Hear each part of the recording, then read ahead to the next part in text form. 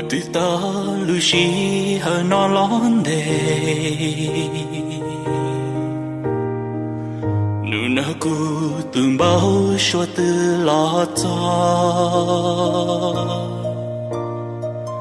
nu na sơ qua kén để khó chớ nó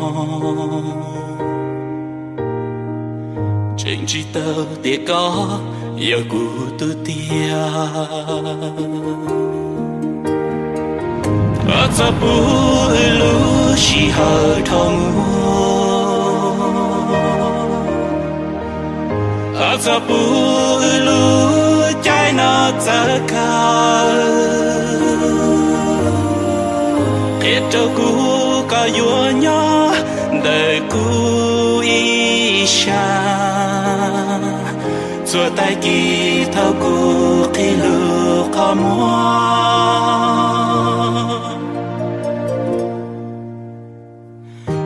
cứ Shai nhớ trở hậu có lúc khó mua ở cú bỏ cả chân mua ta ít thế cú cho lưu diện nó mua ta ít thế cú yêu lưu có sự yêu có tôi ta bu lu shi hờ thông ta bu lu trái nó ta ca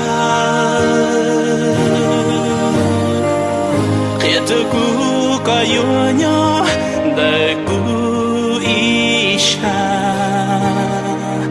cho tay kỳ thao cu khi lu khó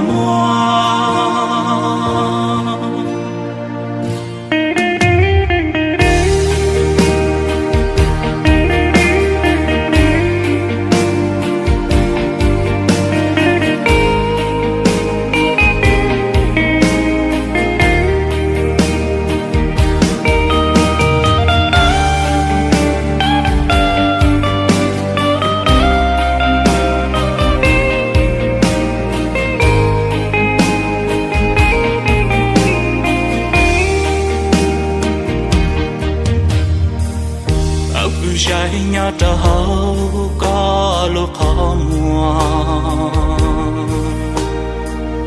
ở cú bỏ cả chân mua ta ít thế cú cho lưu diện nó mua ta ít thế cú yêu lưu có sự yêu có tôi ta bu lu shi hờ thông ta bu lu trái nó ta ca để ta bu ca yua nhá để cu isha cho tay kia thao cu khi lu có ta bu lu shi hờ thông ta bu lu trái nó ta ca biết đâu cu ca yua nhá đời cu isha cho tay kỳ thao cu khi lu khó ta lưu shi hờ nó lón đề nu na cu từng bao xua từ lo cho nu na sơ qua kén đã khó chờ nó trên chỉ tơ tiệt có giờ cu tu tia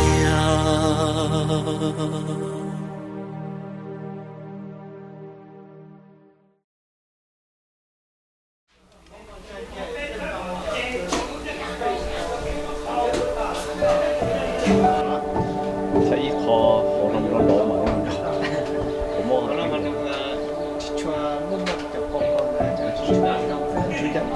Sandwich support. No, it's a special key. So I said, oh, what's this? I said, I think I have an it's a key.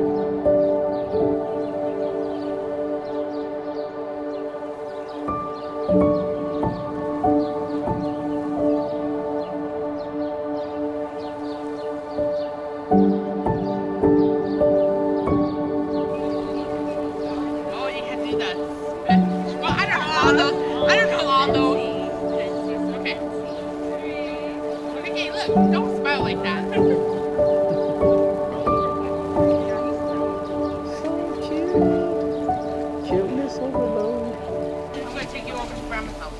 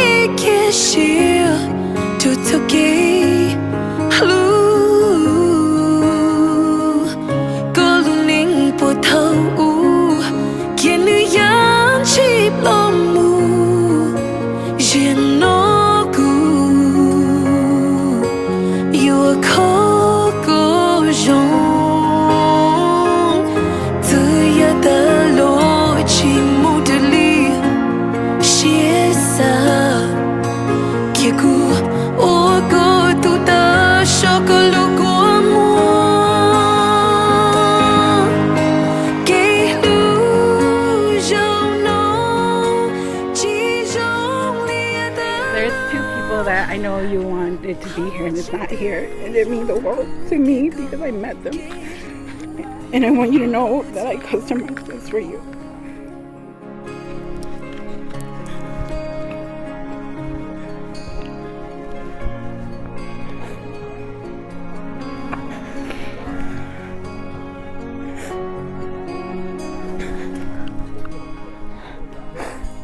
I know they would have loved to be here, but they're not, and I want you to know that. Even though they're not here, they're watching over you. Thank you. Yeah.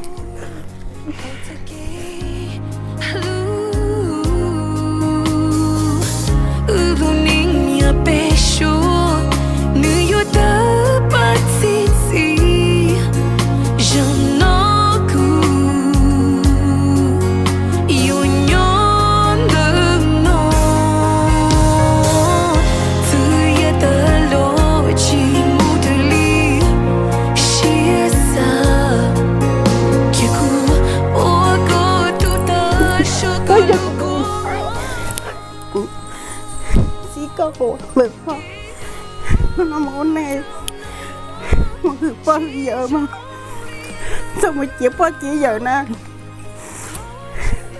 thì nó chỉ cúi vô lỡ là xưa nè thế chỉ thế dọc tay mà anh đang em mua hứa bao giờ mua hứa tiền mà tôi khó cay để tôi chỉ nó mình tay mà chế nó để tôi chỉ nó tay mà chế tôi mi bầu nó mua tôi tìm yêu anh xong chia mà xong mà chia luôn xong chia tôi tiền trong xong mà chia cứ chia tiền mà anh nên tôi chia vào luôn này nè mà chỉ dùng lia ta lo khó tránh từ yêu cũ thế cô kể lu lo cho nín nhà bé số nữ ta ba gì gì dòng nó cũ yêu nhon từ nó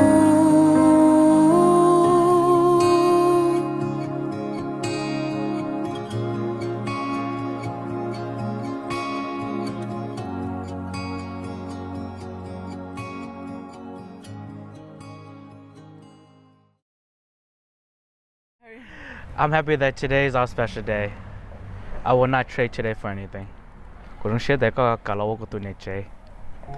look forward to this day every day for the past 7 years we've been together. I love you from the moon and back, and I will follow you to the end of, at the end of the earth. I love you. I will protect you with all my life.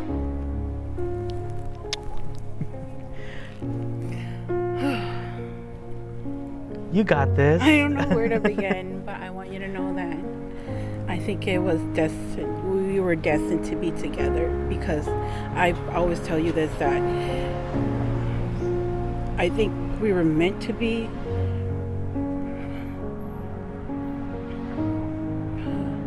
We're destined to be together because 7 years ago I would never thought I'd be where I am right now. And I think that God put me through such a hardship because He knew that at the end there was somebody who I'm supposed to be with and meant to be with, to love me and to protect me. And I just got that every tears 7 years ago and every battle that I went through was worth to be your wife and to be sitting here with you. I love you. I love you too.